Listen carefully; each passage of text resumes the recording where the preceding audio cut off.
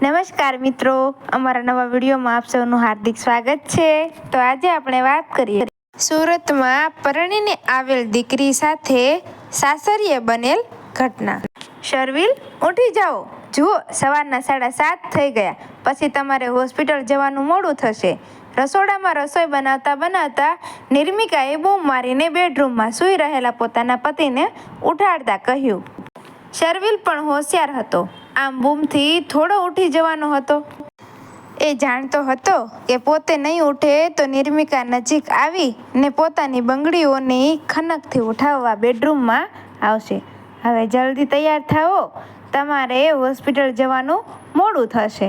બસ આવા જ નિર્મિકાના સંવાદ સાથે શર્વિલની સવાર થતી।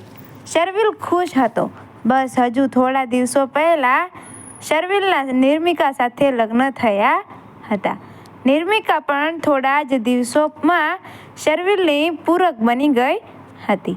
રસોડામાં શર્વિલનું ટિફિન ભરતા નિર્મિકા એક ક્ષણ માટે શૂન્ય મસ્તક થઈ ગઈ। શર્વિલ હજુ નાહીને તૈયાર થઈને આવે ત્યાં સુધી તો નિર્મિકાએ પર્સ, રૂમાલ, મોજા અને ટિફિન બધું જ તૈયાર કરી ડાઇનિંગ ટેબલ પર મૂકી દીધું। પ્રેમથી ભરેલા ચુંબનથી શર્વિલને વિદાય આપી પોતાના ફ્લેટની ગેલેરીમાં ઊભી શર્વિલને નીરખી રહી હતી। સપ્તરથ પર આરૂઢ થઈને સૂર્યરાજાની સવારી આવી ચૂકી હતી। તડકો હજુ કૂણો હતો। આકાશમાં આછી વાદળીઓએ સુંદર મજાની ભાત પાડી હતી। શીત હવાની લહેરખી નિર્મિકાના ગાલ પર રહેલા વાળને ઉડાડતી હતી।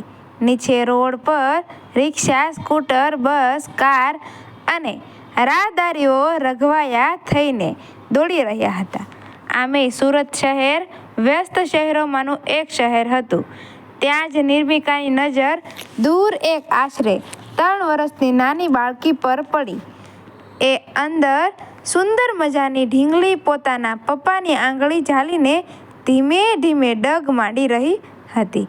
એટલામાં જ એ ચાલતા પડી ગઈ અને આંખમાંથી મોતી સરતા જ હતા કે એના પપ્પાએ તેને ગાલ પર પપ્પી આપી ઉંચકી લીધી।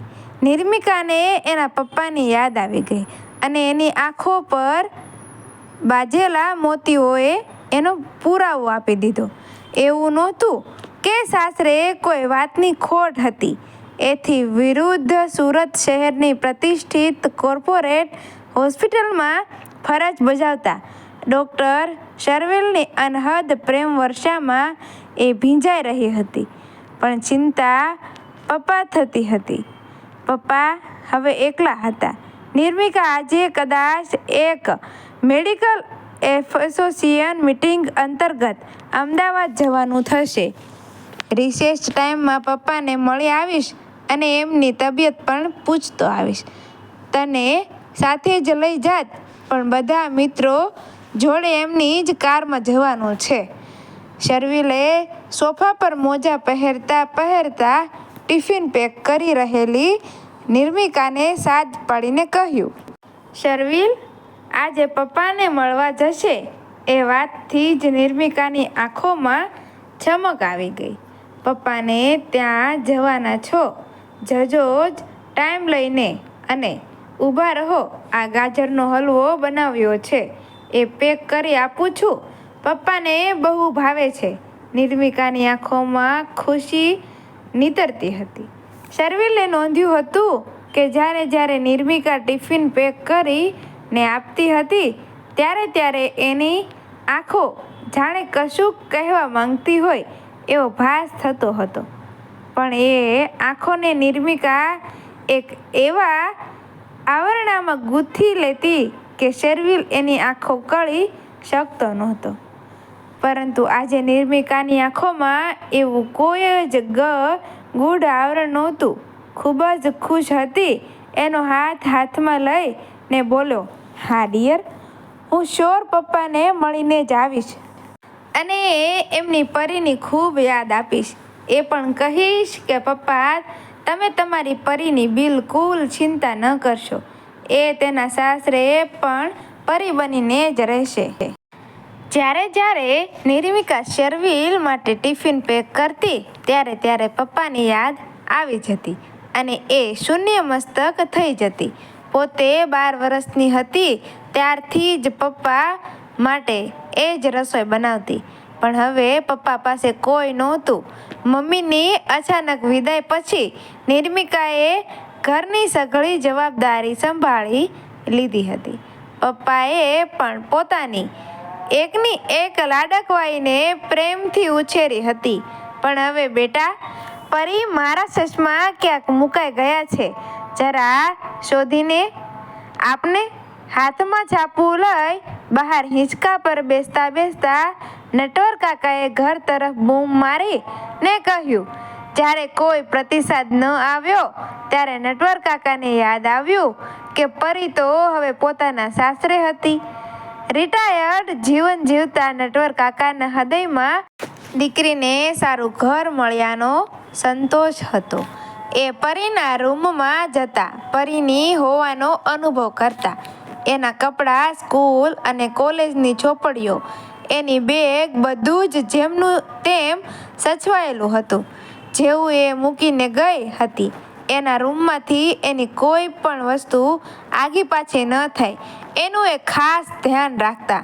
ક્યારેક એની યાદ આવતી ત્યારે એનું આલ્બમ લઈને જોઈ લેતા હતા. શર્વિલ કુમાર, આવો, બસ તમારી જ રાહ જોતો હતો. પરીનો ફોન આવી ગયો હતો કે તમે આવશો.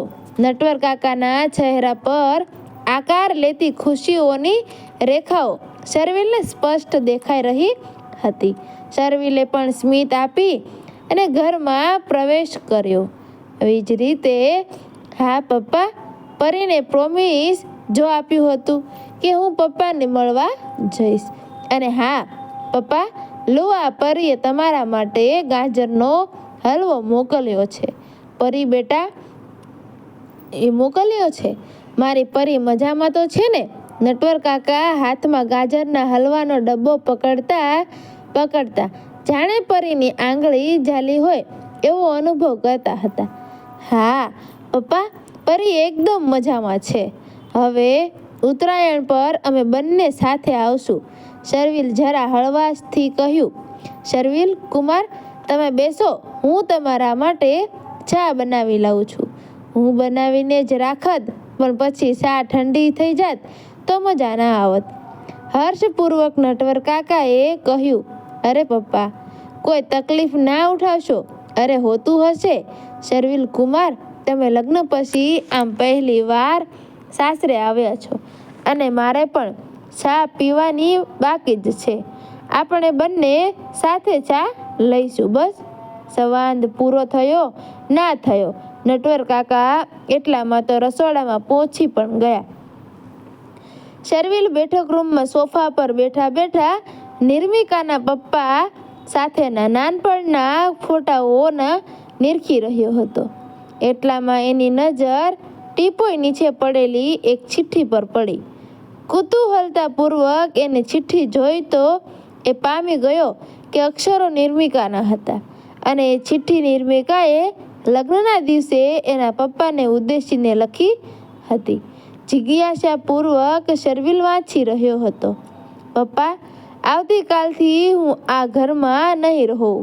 તમારી તબિયતનું ધ્યાન રાખજો.